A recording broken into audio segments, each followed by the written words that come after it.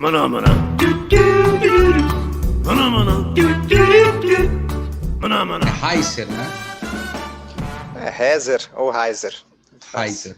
Olá, meu nome é Hulk Janelli, sou professor universitário, design de produtos, sócio criativo da Atom Studios, youtuber e podcaster. E hoje não é brinquedo não, cara. A gente está com o Lucas Heiser, ele é designer, ilustrador e trabalhou por mais de 12 anos criando brinquedos promocionais para ovos de Páscoa de empresas como Lacta, Nestlé, Topcal, Copenhague, entre outros.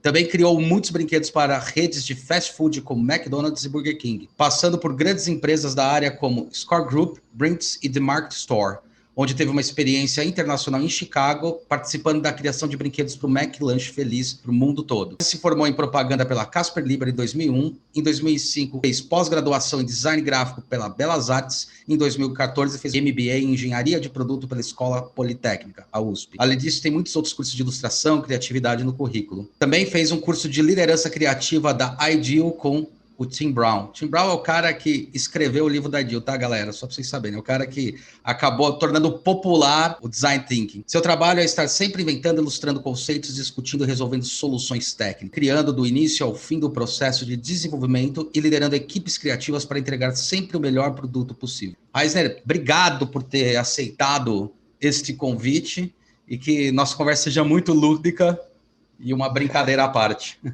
Obrigado pelo convite aí, vai ser um prazer, cara. E aí, design é brincadeira ou não? Se design é brincadeira, sim. Para mim, o design está super associado com o lúdico, cara. Se você não está se divertindo fazendo design, tem alguma coisa errada, sabe? Porque o designer, ele é um cara inquieto, ele não aceita o mundo como ele quer mudar o mundo, criar coisas novas para o mundo, sabe? Ele tem uma inquietude ali e você tem que se divertir durante o processo, cara. O processo de design tá atrelado ao lúdico, assim. E tem que ser fluido sempre, né? Pois é, muitas ferramentas de criatividade, incluindo o design thinking, eles incluem a brincadeira no processo como forma de trazer coisas mais criativas, mais inovadoras, né? Então, uma coisa tá associada à outra, não é separado, não. Tem dois pensamentos aí, né, que até o Sir Ken Robson, não sei se você já viu o vídeo dele, do Mudando os Paradigmas da Educação, e ele comenta um negócio muito louco, né, que ele fala que a gente vai perdendo uma característica que a gente tem quando é pequeno, né, que é essa questão do pensamento divergente, a capacidade de a gente pensar em várias possibilidades. E daí a gente vai perdendo porque todo mundo fica martelando na cabeça pensamento convergente, ou seja, só tem uma solução, só tem uma resposta, você vai perdendo isso no processo. E daí as empresas elas acabam também refletindo nisso numa coisa mais engessada, mais dura, né? O design acho que permite essas brincadeiras que você faz, independente se é com design ou não, essas brincadeiras que você faz, permite você começar a voltar a ter esse olhar mais divergente para achar possibilidades, né? Não existe o erro, né? Existe a possibilidade do que eu posso fazer, né? Exato, e o erro faz parte do processo de criar coisas novas, né? Criar o que já existe é fácil, você vai e faz de novo o que você já tinha feito antes. Agora, criar uma coisa nova, você vai errar, você vai bater cabeça, sabe? E o erro tem que ser aceito como parte do processo para você aprender. Então, você erra, tira uma lição daquilo e parte para frente, acerta na próxima, entendeu? E quanto mais rápido você fizer isso, melhor, né? Na verdade, você vai criando bagagem, né? Bagagem de estrutura mental para saber, putz, isso aqui funciona, isso aqui não funciona. É o repertório, né? E essa bagagem você tem que também questionar o tempo todo. Às vezes você vê uma ideia que é um pouco diferente como você faria ou de um jeito que você está acostumado, você tem que manter a mente aberta para achar uma solução nova, sabe? Não ficar viciado nas mesmas soluções também, né? Você que trabalha bastante com essa parte do lúdico do brinquedo, acho que essa é a sua principal área de atuação, né? É assim, meu foco como designer é brinquedo, universo infantil, coisas lúdicas. Você acha que existe ou existiu algum preconceito das pessoas falando, você trabalha com brinquedo, é tudo muito fácil, muito tranquilo. Você acha que existiu esse preconceito? Como é que você quebrou essa barreira? O preconceito vem naquela forma de brincadeira, né? Mas isso eu acho que com qualquer criativo ou artista também sofre disso, que fala, esse cara aí tem que fumar muito para chegar nessas ideias, sabe? Umas bobagens assim. Uhum. Você já ouviu isso, com certeza, Porra, né? Pra caramba. Quem trabalha com coisas criativas ouve isso o tempo todo e trabalha com brinquedo também. O processo de desenvolvimento de produto, ele tem um começo, meio e fim. E ele é muito parecido, independente do que você está criando, sabe? Você está criando um carro, existe o brief, existe o brainstorming, existe a parte de que você vai fazer o sketch na mão, a pesquisa, o desenvolvimento. A diferença é que, em vez de ficar discutindo qual que é o formato da maçaneta do carro, você está discutindo qual é o Pantone do vestido da Barbie, sabe? Então, Sim, sim. só muda o detalhe, mas o processo é muito parecido, né? Mas eu percebo que a gente teve pelo menos um crescimento nessa área de brinquedo. Quando a gente fala de brinquedo, falando desses objetos, né? Desses artefatos para brincadeiras. Eu acho que a gente tem praticamente a mesma idade, ou muito próximo. E eu sofri um processo aí, quando eu era mais novo, de que brincadeira realmente era uma coisa para criança, assim como videogame.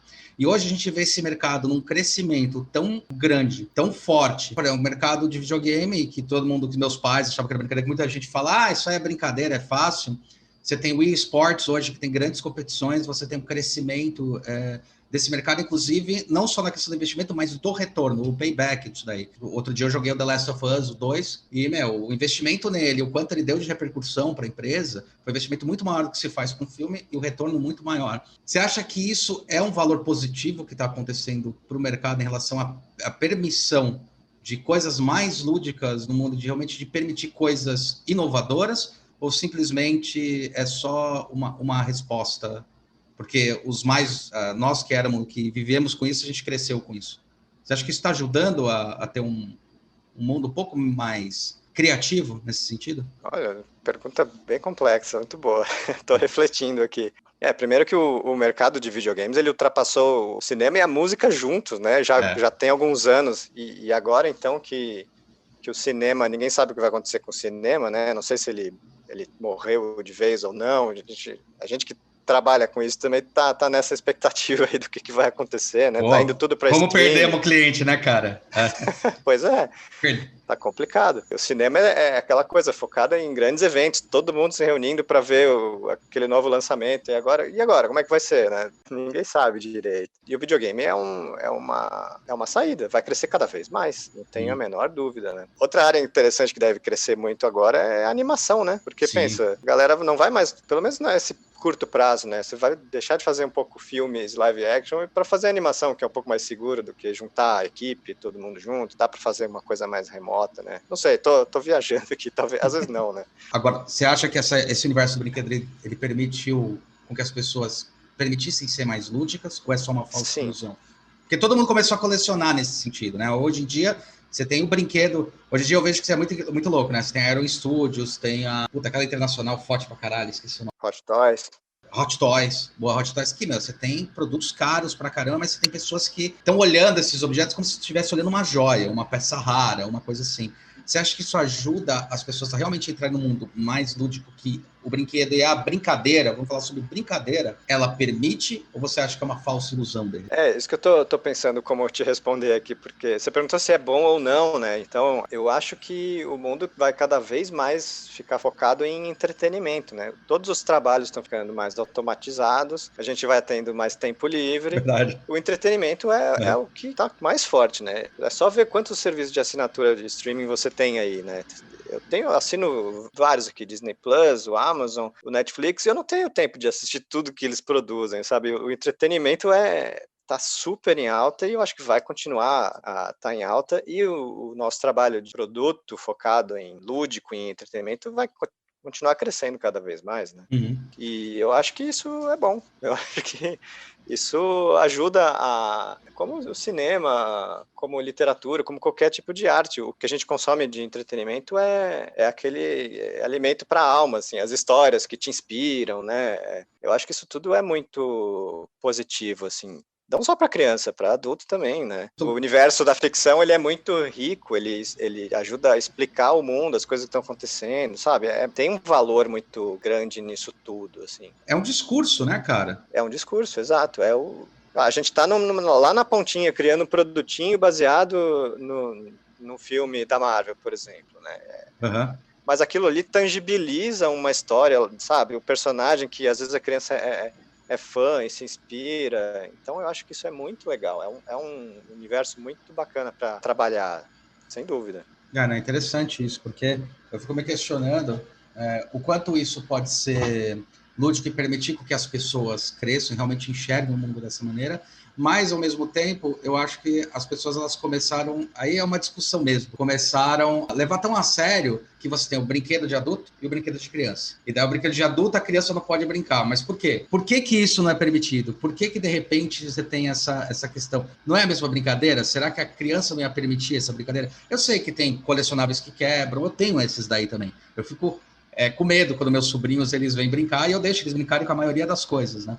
A maioria mesmo, 99% das coisas. Até porque eu gosto muito do brinquedo que é feito para a criança, porque eu tenho uma lembrança afetiva de que os brinquedos da nossa época, eles eram mais toscos em acabamento. Então você tinha mais pontas, você tinha mais coisas. Hoje em dia, o próprio brinquedo da criança tá tão bem acabado que você fala, cara, é uma peça, né? É um objeto, realmente. Nada melhor do que agradecer o George Lucas, né? Ele que teve a primeira grande sacada de transformar algo que estava na tela, fazer uma transmídia e fazer um entregável de um objeto. Que existe muito essa questão da paixão por você estar mais próximo daquela sensação do cinema que você teve, daquela sensação da emoção que você sentiu.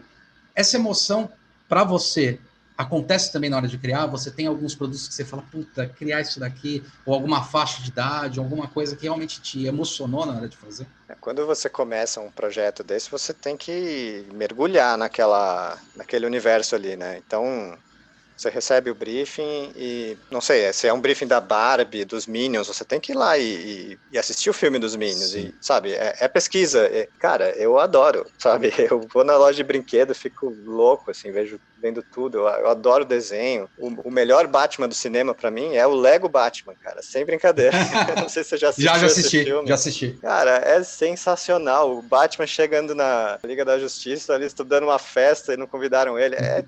É de rachar o bico, é muito engraçado. Então, todo esse universo lúdico do cinema, dos desenhos, eu sou apaixonado por isso tudo. Tanto por isso que eu escolhi essa área, por isso que eu fui perseguir essa área, né, para trabalhar com isso. Então, e como é que você entrou nessa área? Você veio de uma coisa que era de propaganda, né? Marketing. Como é que você veio parar nisso, cara? Não, primeiro, por que eu fui para propaganda, para começo de conversa? Primeiro que era lá atrás, né? Era 98. Cara, eu era moleque.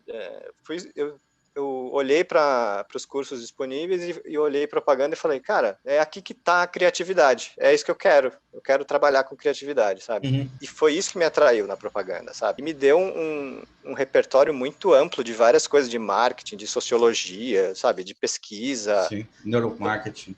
Então, nem existia isso na época, mas... surgiu acho que 98, 99. Então, é uma coisa que abriu muito o leque, assim, né? E depois eu fui buscar os cursos que eu queria para... Fui entendendo melhor o mercado, fui entrando no mercado e fui buscando a parte do design gráfico, a parte de engenharia de produto, eu fui estudar o que estava me faltando, né? E isso é uma coisa que, às vezes eu converso com um estudante. Outro dia eu fui convidado para dar uma aula na Universidade do Ceará, no grupo de design. E aí as perguntas que a galera fez, foi muito legal, foi 2 horas batendo papo, assim. Uma das perguntas que me fizeram é sobre carreira, né, o curso que eu escolhi, não sei o quê. As pessoas estão em dúvida, não sei se eu mudo de curso. E o curso que você escolhe não é um cabresto, né? Exato, não é um cabresto, sabe? Não é aquela coisa, você vai ter que fazer aquilo que você estudou. Não, cara, não é assim que funciona. Assim como você consegue um emprego numa empresa, não é garantia que você vai continuar aquele emprego para sempre. Exato. E às vezes eu vejo que os estudantes estão buscando uma estabilidade que não existe, e nunca existiu, assim, sabe? Existiu na época dos nossos pais, talvez, que entrava numa empresa e ficava. Baby boomers, cara, ali. Eu tô vendo essa mentalidade na molecada mais jovem e ela não existe, tem que tirar essa mentalidade, assim, sabe? Você que faz a sua carreira. Tem essa mentalidade que vem dos pais, ou vem de uma questão que é uma estrutura já falida do modernismo, né? Quando você fala de selecionar blocos. Um negócio também que eu acho que tem que romper de vez, e eu acho que é a coisa mais difícil, que é achar que a adolescência é o grande ponto de decisão. Não é. E eu acho que isso acontece, principalmente, eu que dou aula para algumas universidades, acho que isso acontece porque é a primeira vez na vida que eles têm a liberdade de escolha. Mas eles acham que vai ser a única que eles vão ter. Galera, não. A vida inteira você tem escolhas, você tem esses pontos que você pode mudar de caminho. É isso aí, cara. Inclusive, eu acho que isso é um puta de um exemplo legal pra caramba pra ser entrevistado aqui. Eu achei sensacional na hora que eu vi algumas coisas do teu currículo. Que assim, cara, você é formado em publicidade, né? Em propaganda e marketing, não publicidade, Isso. propaganda e marketing. Legal. Aí você começou a enveredar para um caminho, foi fazer um desenvolvimento em design gráfico, e depois foi fazer uma MBA em desenvolvimento de produção.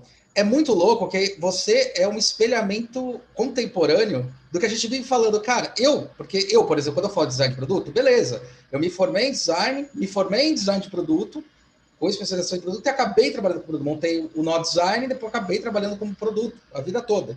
Mas é legal o quanto a tua jornada, ela permeia muito e bate muito naquilo que a gente vive comentando, o quanto, se tem uma coisa boa, a vantagem da nossa profissão é que ela permite essa mudança e essa adaptabilidade ao que você gosta e ao que você acha interessante. Porque, afinal, você saiu do negócio que era propaganda e marketing, você está falando sobre como eu vou vender isso, de que maneira eu posso seduzir da maneira positiva o meu cliente, né, o usuário, a pessoa que vai te agenciar. Entendeu que o design gráfico era uma solução porque era o que você estava mais perto da propaganda, é o design gráfico, afinal, na propaganda a gente tem a duplinha, né, de criação, que é sempre um gráfico e o criativo, e de repente você vem para produção. Quer dizer, eu acho legal essa tua jornada, porque mostra muito claramente que não é o que você escolheu lá atrás que vai te determinar, mas são as escolhas no processo e o que você busca que vai fazer você dar upgrade. Quer dizer, hoje você desenha produto físico com uma cabeça de criativo, com uma cabeça de design gráfico para entender como vai ser o acabamento, a estrutura, se conecta a isso, e entendendo o que melhor vai seduzir, ou o que melhor vai representar esse objeto para a pessoa que quer consumir. Porque, afinal, a pessoa não vai consumir simplesmente por consumir. Ela vai consumir porque ela viu você chegou próximo à mesma experienciação que ela teve quando viu o filme pela primeira vez. Eu acho que é por aí, né, cara? Exato. A gente tem que parar de terceirizar a nossa educação e a nossa carreira, sabe? Cara, você que faz o seu caminho. E não vou falar que eu sabia que esse era o caminho que ia fazer. Não, eu fui fazendo, porque era coisas do meu interesse e o que eu ia buscando, eu achava que fazia sentido naquela hora. E me levou até aqui. Claro, se você tem um objetivo muito claro quando você tem 18 anos, que eu acho que não é a maioria, né? Segue, vai atrás.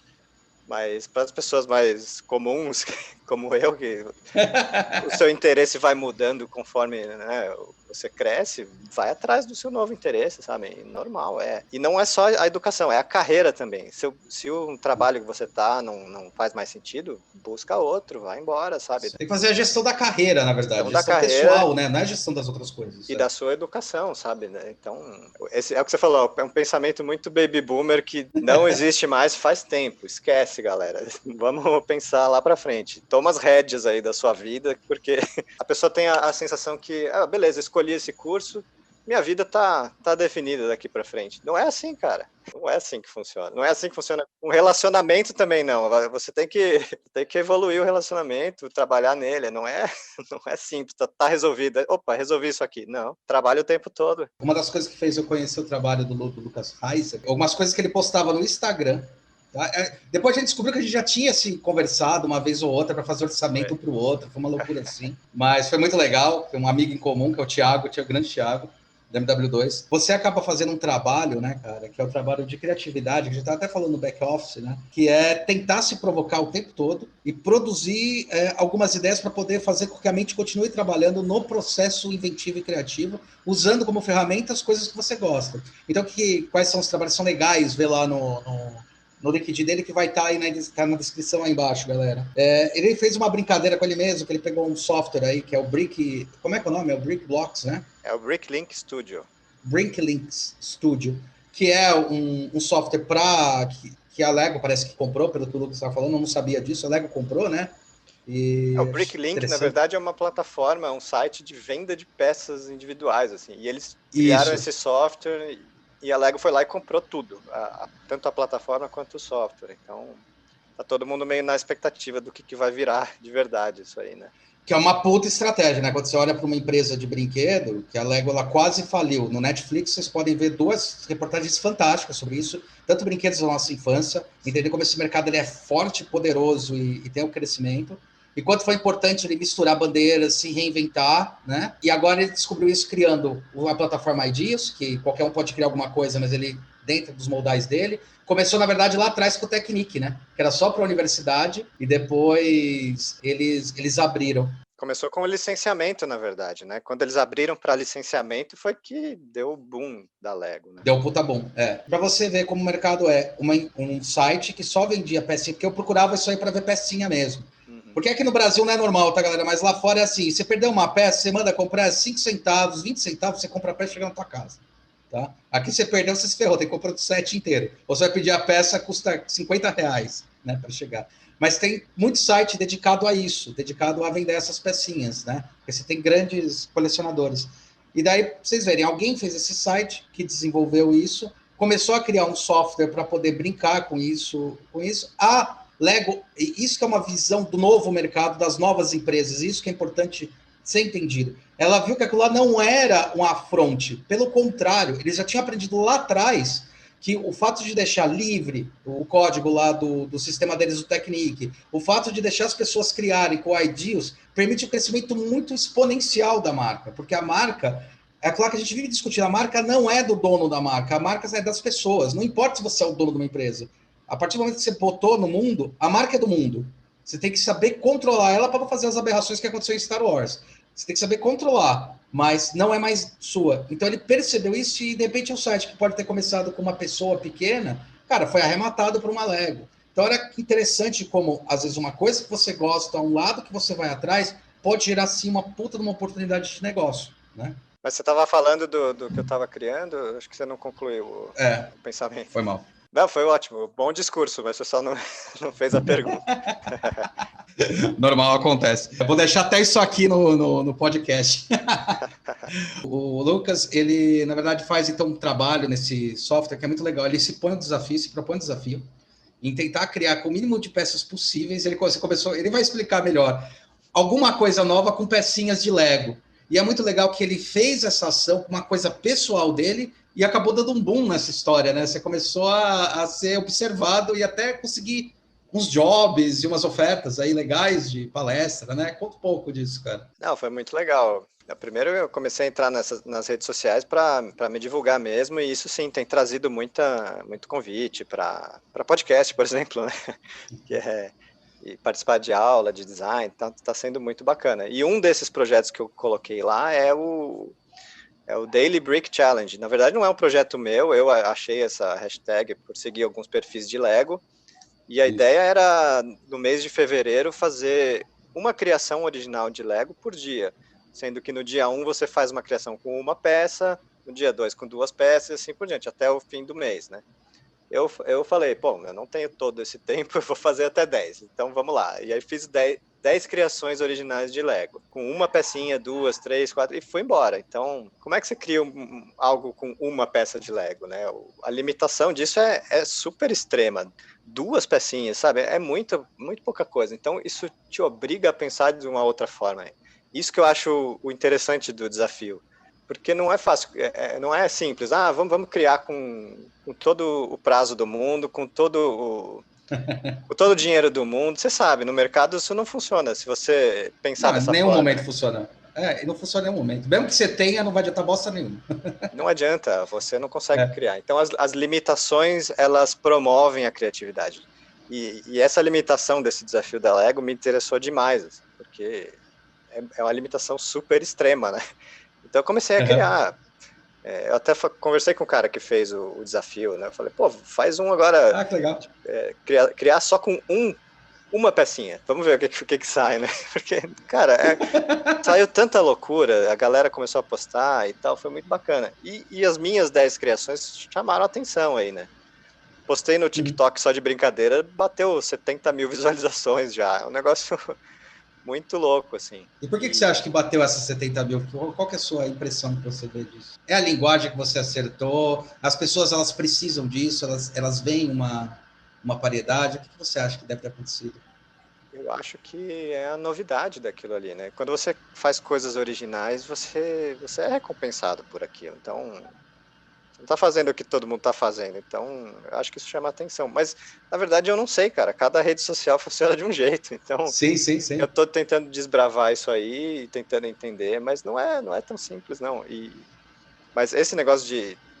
eu tenho 40 anos, o que eu tô fazendo no TikTok, né? Por que isso? E isso eu acho que tem a ver com o jeito com que você encara a sua carreira criativa. Você tem que buscar Sim, coisas novas o tempo inteiro.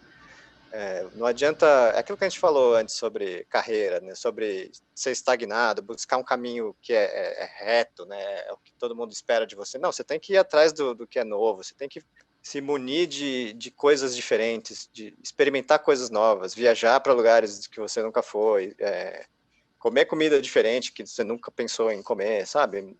eu acho bom também porque tira um pouco aquele estigma que tem uma pessoa que vai ficando mais velha que vai falando, né? Depois dos 30 você não muda mais de gosto. Muda, cara. Vai Muda. atrás que você muda. Eu toda hora tô mudando também. Se você quer ter uma carreira criativa, você tem que correr atrás de mudança. Mudança é o que move o criativo, sabe?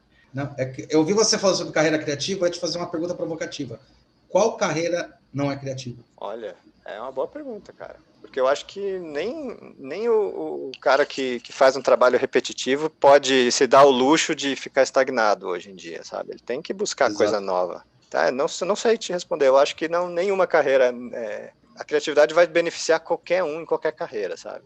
Eu acho também, cara. Eu acho que beneficia pra caramba. Eu brinco que o maior índice de criatividade que a gente tem aqui no Brasil são as gambiarras, né? Que geralmente são feitas por engenheiros que fazendo uma coisa meio porca, mas a gambiarra é uma solução de um problema. Você tem um problema, você tem que solucionar. Se você tiver quanto mais o arcabouço do seu conhecimento de coisas que você traz para você tiver, quanto maior essa sua ilha de cognição, maior a possibilidade de resolver esses problemas, né? Criatividade nada mais é do que olhar sobre uma outra ótica um problema que talvez seja latente, né? Exato. E aí entram as limitações, assim, o nosso país, ele não é tão desenvolvido, a gente tem menos recursos do que outros países, então isso obriga a gente a resolver algumas questões criativas e técnicas de uma forma muito melhor do que um profissional de fora, às vezes. Então, e eu tenho uma experiência de ter trabalhado em Chicago Isso que eu ia te perguntar. e eu sei que a gente tem um complexo de vira-lata, de achar que É, é tudo melhor lá fora. Não é não, cara. O que eles estão não é, cara. fazendo lá é o que a gente está fazendo aqui. O que eles aprendem na escola lá é o que a gente aprende aqui. A diferença é que eles têm uma impressora 3D lá, que é muito melhor do que a nossa aqui, mas o assunto, o conhecimento, ele é o mesmo, sabe? E a gente tá em desvantagem em umas áreas e em vantagem em outras, porque a gente sabe se virar, sabe? Eu cheguei Uma lá, eu coisa comecei a é, trabalhar na primeira semana, assim, de igual para igual com todo mundo, sabe? Aprender e ensinar no dia a dia de igual para igual, assim. É muito é legal. legal isso aí, é legal que isso aí, porque várias pessoas que a gente vai conversando que trabalham lá fora e que trabalharam, tá, falam a mesma coisa. Eles têm vários recursos, só que daí às vezes a gente chega e como a gente tem essa capacidade de fazer muito com pouco, a gente tem um lado criativo muito maior, os caras ficam meio assustados. Eu vi muita gente escrever isso, os caras ficam assustados. Isso é um ponto. Então, quer dizer, nosso índice de criatividade é maior, né? Porque a gente tem que trabalhar com esses recursos, o cara tem um monte e às vezes eles travam numa besteira. Eu vi já coisa do tipo, puta, minha impressora quebrou, cara, agora eu não sei como fazer isso. Cara, sei lá, pega o papel e faz. Como assim?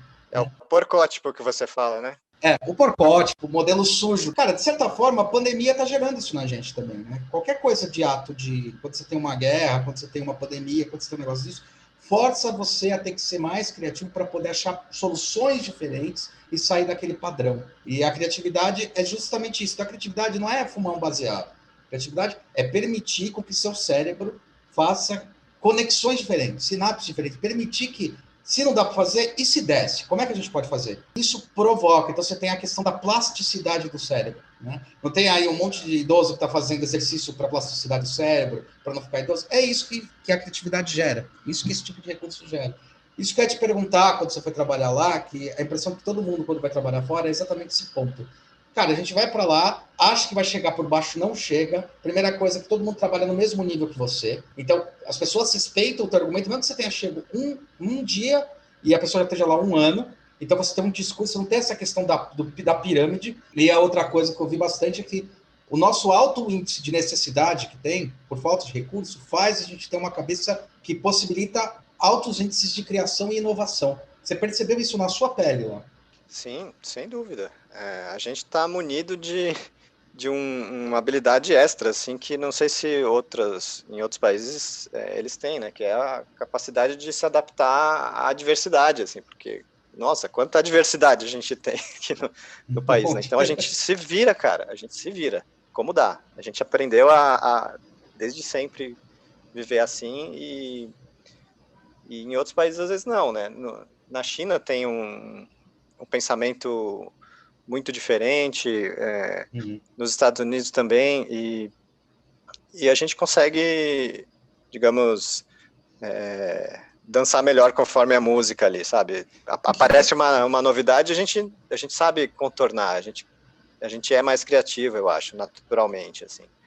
Falam muito dos alemães, né? Que se o cara é engenheiro, ele é engenheiro e pronto. Se o cara é o criativo, ele é o criativo e pronto. A coisa não vai estar misturada, né? Mas a gente aprendeu a fazer de tudo aqui, né? Porque Mas você sabe que isso é um preconceito, cara? Tem um cara que trabalha lá na Audi, o Reisner, que ele foi para lá, e ele falou justamente que na área da Audi lá que ele trabalha, ele está trabalhando, obviamente, no interior dos carros. Uhum. Mas tem no prédio, o prédio é aberto e tal, bom, mas em suma é assim, ele pode ir para uma outra área e propor alguma coisa e colocar no painel. E daí as pessoas elas ficam passando ali e vão pegando, e se interessa, chama você para participar. Então, eu acho que também são um pouco de preconceitos que a gente tem, que nem as pessoas têm preconceito achando que brasileiro só é bom de carnaval, né? Pode ser, a experiência que eu tenho é de ouvir de outros profissionais também. Posso estar errado nisso. Não. Eu acho que tem uma questão do preconceito, é só isso, pré-julgamento. Tem um pré-julgamento, sim. E é que não é só o pré-julgamento, é as diferenças culturais, às vezes. É disso que eu queria falar. Quando você trabalha com pessoas de outros países, você nota muito bem isso, sabe? Por exemplo, quando você está trabalhando com a China, a coisa é muito literal. Assim, se você pede para pintar o olho do bonequinho, você tem que pedir para pintar os dois olhos do bonequinho, porque senão eles às vezes vão entender que literalmente você quer uma coisa, sabe? Às vezes são coisas óbvias para a gente e para outra cultura não. E isso é interessante de trabalhar com outros países também, né? Para você aprender essas diferenças e o principal, ver que a gente não é o vira-lata que a gente acha que é, Sim, sabe? pelo contrário. A gente tem muito para ensinar também, cara. Sim. Isso que eu aprendi de trabalhar com muita gente de fora, sabe? Isso que é um pensamento que eu acho que precisa mudar do brasileiro, assim. Não, concordo plenamente, cara. O problema sério é que acaba limitando a gente, por exemplo, designers. A gente fala com um monte de gente de design no mundo todo, tem uns amigos que foram trabalhar em lugares distantes e tal. Cara, eles sempre falam o mesmo discurso. Eles falam, cara, é impressionante que as pessoas apreciam e falam, cara, você fez isso no Brasil, você criou isso lá no Brasil. O cara lá da MAB, né, por exemplo, que é o nosso correspondente. Falou, criei. Falou, cara, como é que você fez isso? A gente aqui tá ainda andando para trás perto disso. Então, assim, em relação a design, é uma profissão mundial, uma profissão que permite essa coisa. Mas tem um negócio interessante que você falou sobre a diversidade. Eu percebi na pandemia, eu tive uma reflexão na pandemia bem curiosa, que foi falar sobre países que as pessoas são mais frias e países que as pessoas são mais calorosas, né? Você fala assim, o alemão é meio frio porque você não vai lá e dá um beijo de oi nele. Cara, mas é porque é cultural. Hoje, na pandemia, eu percebo isso. Hoje, nem no Brasil você pode fazer isso. Não quer dizer verdade. que você desgosta ou gosta menos. A gente teve que aprender também nesse quesito. Então, eu acho que a diversidade, as questões que estão envolvidas nisso, ajudam, né? Fazer os brinquedos para uma grande rede, por exemplo, como o Mac, que você fez a coisa, existe a diferença? Qual que é a diferença de fazer em escala e fazer um específico para o mercado de nicho, por exemplo, cinema que naquele mês você fez e acabou? A diferença é que o briefing é completamente diferente, né? A quantidade de produtos que você vai ter no final, ela interfere diretamente no preço de cada unidade. Então, o tanto que você pode ou não fazer com aquele preço muda completamente, né? E qual limita mais? A grande quantidade ou a baixa quantidade? A baixa quantidade é muito mais limitante, porque os preços de molde, o preço de um molde ele é diluído numa quantidade grande. Agora, o preço do molde por uma quantidade pequena ele fica caro por peça, né? Essa é a matemática, assim. Não é exatamente o que eu faço no dia a dia de design, mas você, como designer, como criativo, você tem que ter isso em mente também. Quantas pinturas você vai incluir no seu bonequinho? Você vai ter mecanismo ou não vai ter mecanismo? Depende, qual a quantidade desse produto? São 100 mil ou são 6 milhões, sabe? Dependendo da quantidade, você pode ir até um certo ponto ou não. Então, eu acho que a diferença é essa, é completamente diferente, dependendo da quantidade. Quantidades pequenas, sei lá, 10 mil unidades, não vale a pena nem fazer um molde de injeção, você sabe, né? E isso faz parte das limitações criativas. E qual é a parte então, que você mais trabalha, mais gosta? Não sou eu que vou lá e faço cálculo de preço de um produto, eu trabalho muito no começo do processo, né?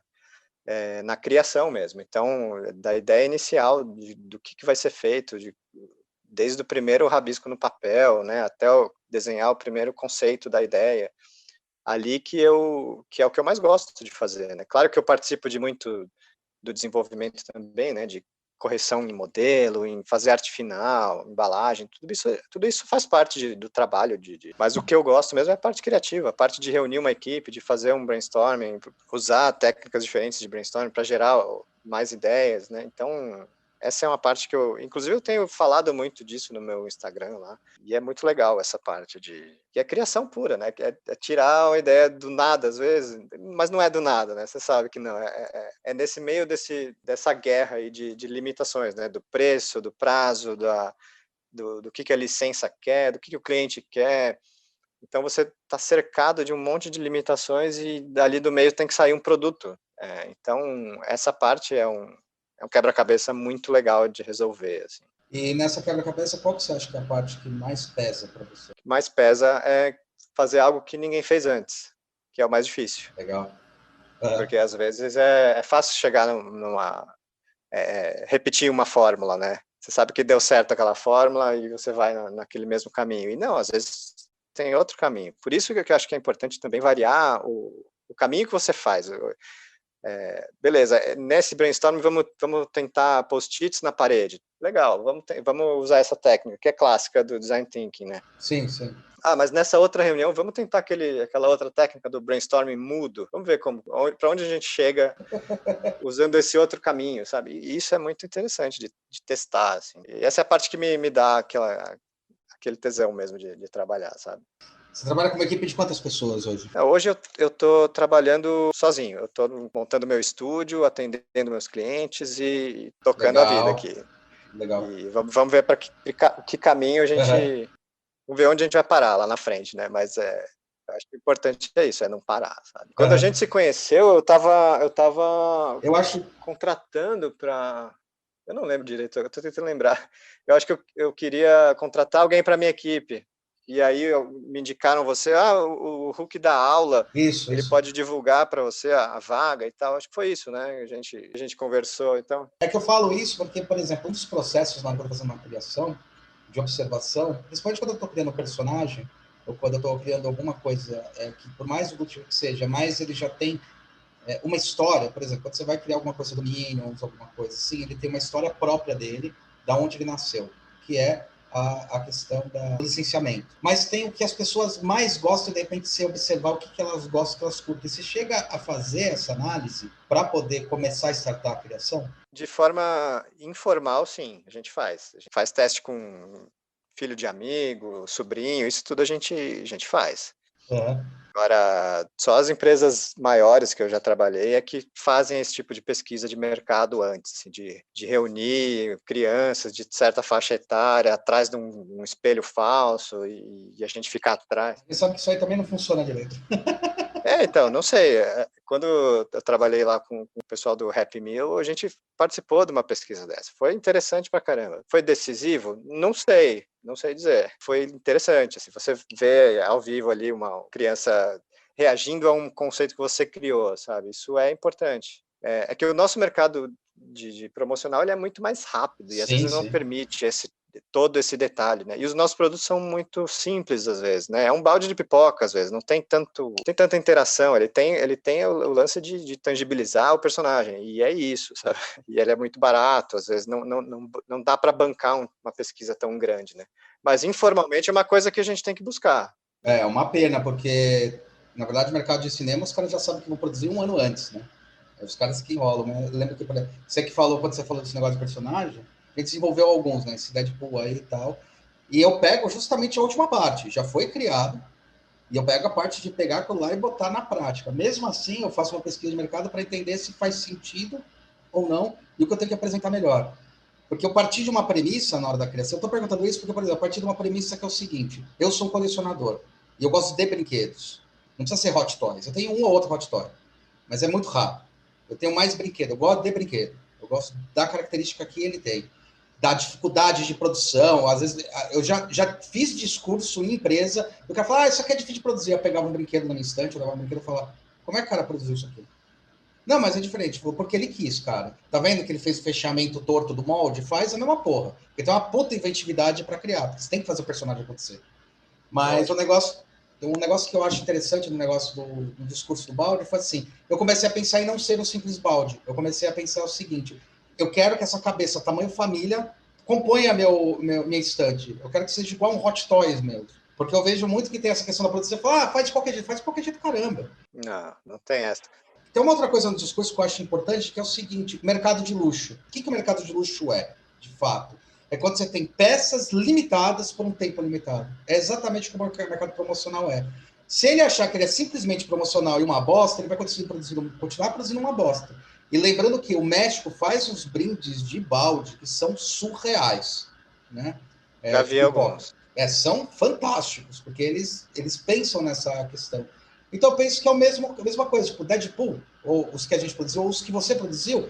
Vai produzir 500 mil. Tá bom, depois dos 500 mil não vai ter mais nenhum. Nunca mais, é exclusivíssimo. É exclusivo. Então começar a olhar sobre esse olhar, eu acho que é importante. Isso é que eu olho quando eu vou fazer um brinde, né? A primeira coisa, ele é exclusivo, nunca mais vai ter. E cai muito também no discurso da sustentabilidade, que é uma coisa que eu converso muito com os alunos. Sustentabilidade não necessariamente é você usar só papel ou só um biodegradável, até porque eu brinco com eles e falo, tudo é biodegradável. A questão é quanto tempo vai demorar.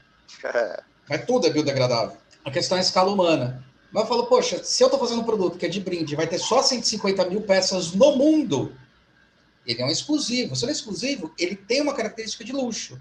Por que não trabalhar com isso? Esse é o discurso, por exemplo, a gente às vezes briga com as indústrias e as empresas. Culpa sim. A gente fala que às vezes a culpa pode ser de um cinema, de uma rede de cinema por cinema. Pode ser, porque às vezes dá muito em cima da hora para fazer. Mas a culpa também são das outras pontas. No Thanos, a gente teve uma discussão que foi assim: o cara ia injetar um negócio com 155 gramas ou com 175 gramas. Por quê? Porque o nariz ia ficar muito fino. Aí resolveram fazer com 160.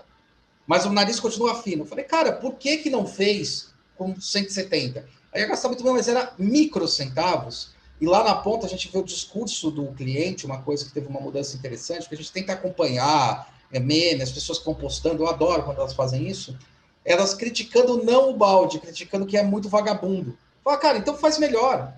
Eu acho que as pessoas vão preferir pagar 36 do que 35 e ter um produto que é 10 vezes maior, porque é essa a diferença. Então eu vou muito para esse discurso e também vou entendendo o que a pessoa gosta para tentar falar, eu quero que ela coloque na estante, eu quero que ela entenda que aquilo é uma peça única, não vai ter outra. Não é porque eu acho que aí está o grande ponto, não é porque é promocional que pode fazer de qualquer jeito. Ao contrário, promocional, cara, nunca mais vai ter. É um bom ponto mesmo. E outra coisa, só adicionando aí o que você está falando, a gente tem que mudar a cabeça de que é um consumidor. Não é só um consumidor mais, é um fã, sabe? É outro negócio, outra relação com o produto. Não é só um balde mais. Como você falou, é um item colecionável que eu quero ter porque eu amo esse personagem. Não é o consumidor, é o fã. Isso é uma mudança, uma chavinha muito importante que muito importante, cara. Que é o que eu faço falando no discurso. Quer dizer, se você é fã da Ferrari e você vai comprar um brinde com uma caneta, não tem nada a ver com a Ferrari, mas é uma caneta desenhada pela Ferrari ou pela Porsche, vai comprar, colocar no bolso, achar linda, maravilhosa e mostrar para todo mundo. É a mesma coisa. O fã, ele quer prolongar a experiência dele. Essa é a verdade. Ele vai no cinema para viver um momento. Ele quer prolongar a experiência dele. Se a experiência dele for uma merda, o pior não vai ser nem o filme, o pior vai ser a empresa que fez. É isso que tem que ficar claro. Obrigado, cara. Queria te agradecer pra caramba. Você quer fazer algum fechamento, algum encerramento, dar alguma mensagem espiritual? Só queria agradecer também, obrigado pelo convite, foi muito legal. E falar para o pessoal que acompanhou aí para me seguir lá no Instagram, @Rezer. E manda mensagem, eu gosto de interagir com o pessoal por lá, então pode me procurar que eu sou bem aberto a bater papo pela internet. Eu resolvi entrar nessas redes sociais há pouco tempo também, faz 6, 7 meses que eu comecei a postar com mais frequência. E o negócio começou a explodir de um jeito muito legal, assim, já dobrei número de seguidores, já vi gente me chamar para entrevista, para dar aula na Universidade do Ceará, umas loucuras assim que... E, cara, que legal, né? É muito legal mostrar o trabalho e ter um feedback positivo, assim, e tá acontecendo coisas. Tô pegando trabalho por causa disso, né?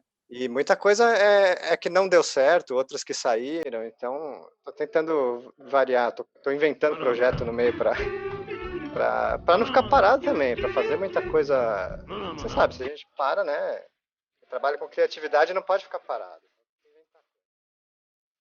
Phenomena.